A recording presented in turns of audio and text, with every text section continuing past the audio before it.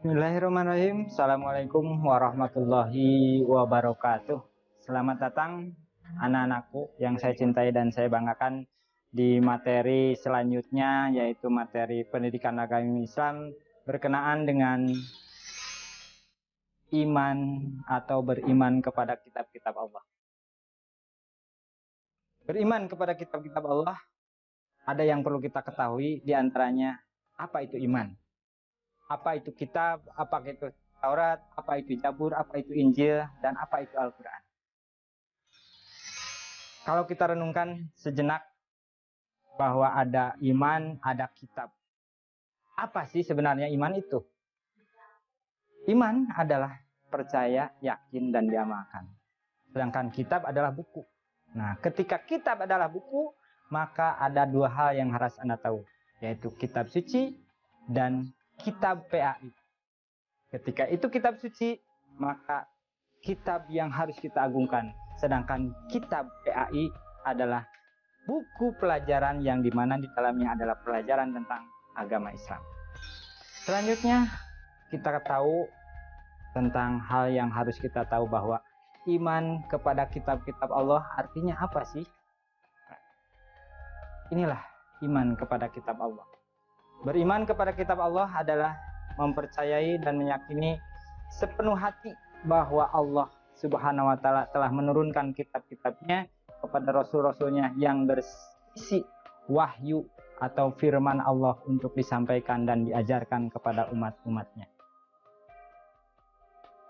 Nah, dalam hal ini, bahwa kitab-kitab Allah sebagai firman itu, apa sih firman? Firman adalah perintah yang harus kita lakukan, atau firman atau wahyu itu adalah pembicaraan Allah yang disampaikan kepada Nabi Muhammad atau kepada rasul-rasul untuk kita amalkan. Selanjutnya, setelah kita tahu apa sih fungsi kitab Allah, kitab Allah adalah fungsinya sebagai petunjuk hidup atau pedoman hidup. Di sini fungsi dari kitab Allah adalah petunjuk hidup agar manusia di dunia ini teralah seperti mestinya. Selanjutnya, macam-macam kitab Allah. Anda sudah tahu kan apa? Iya, betul. Baik, kita satu-satu. Apa? Yang pertama, kitab Taurat yang diturunkan kepada Nabi Musa. Yang kedua, bagus, iya, kitab Zabur diturunkan kepada Nabi Isa. Nabi Daud, maaf. Ya, baik. Selanjutnya yang ketiga, kitab Injil diturunkan kepada, iya, luar biasa. Ya, selanjutnya yang keempat adalah kitab Al-Quran, luar biasa. Ini diturunkan kepada siapa? Iya, betul. Diturunkan kepada Nabi Muhammad SAW. Di kanan dan kiri saya, inilah macam-macam daripada kitab-kitab Allah. Sekarang kita tahu dan kita lihat apa sih isi dari kitab Taurat. Isi pokok dari kitab Taurat adalah yang pertama, keharusan mengakui tentang keesaan Allah. Yang kedua, larangan menyembah berhala. Yang ketiga adalah supaya mensucikan hari Sabtu. Yang ketiga, larangan menyebut nama Allah dengan sia-sia. Kemudian yang kelima, supaya menghormati ayah dan ibu. Dan yang keenam adalah larangan membunuh sesama manusia. Yang ketujuh, dilarang berzina. Yang kedelapan, larangan mencuri. Dan yang kesembilan, larangan menjadi saksi yang palsu. Dan yang kesepuluh adalah larangan mengambil hak orang lain. Kemudian selanjutnya adalah kitab Zabur. Apa isi dari kitab Zabur? Yang pertama, kitab Zabur diturunkan kepada siapa? Iya, bagus, kepada Nabi Daud alaihissalam pada abad ke-10. Nah, ini kitab ini berisi tentang perintah Allah juga mengikuti syariat Nabi Musa. Ya. Pelajarannya adalah berisi tentang zikir, nasihat, dan hikmah. Hikmah. Jadi ketika pelajaran yang disampaikan oleh Nabi Daud hanyalah tentang zikir dan nasihat hikmah dalam membuat kebiasaan-kebiasaan. Selanjutnya adalah Injil. Nah, Injil diturunkan tadi kepada Nabi Isa. Kita lihat apa isi kandungan. Yang pertama, perintah untuk mengesahkan Allah. Yang kedua, tidak menyekutukan Allah. Yang ketiga, menjelaskan bahwa di akhir zaman akan lahir Nabi Muhammad SAW. Nah, ada hal yang Anda ketahui. Nah, inilah isi sebenarnya di Injil itu adalah biografi Nabi Isa alaihissalam. Kitab Injil yang sekarang perlu kita ketahui adalah bukan kitab Injil yang pasti, tapi sudah ada pemikiran manusia.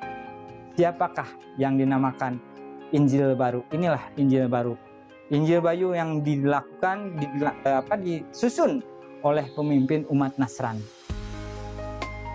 Contoh kitab Injil yang baru-baru adalah hasil pemikiran siapa? Yang pertama Injil Matius, yang kedua Injil Lukas, dan yang ketiga adalah kitab Injil Yohanes. Nah, inilah kitab-kitab Injil yang merupakan pemikiran dari orang-orang pemimpin Nasrani sekarang.